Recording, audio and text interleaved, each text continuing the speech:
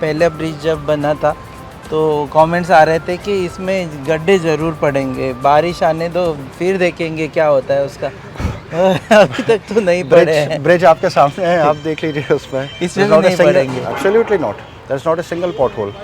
So what is the secret? आपने बोला था, we are just revising for those who have not seen our earlier interview. Basically, it's a different type of bitumen that we have used. We call it PMB, that is polymer modified bitumen. So the polymer balls are heated and they are mixed with bitumen.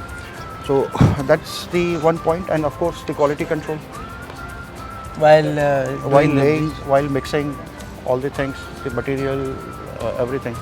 आपको भी tension था जब लोग बोल रहे थे कि इसमें गड्ढे पड़ेंगे? नहीं, गड्ढे का मुझे कभी टेंशन नहीं था, तो मुझे मालूम था गड्ढे इसमें नहीं हो सकते, नहीं होंगे कभी।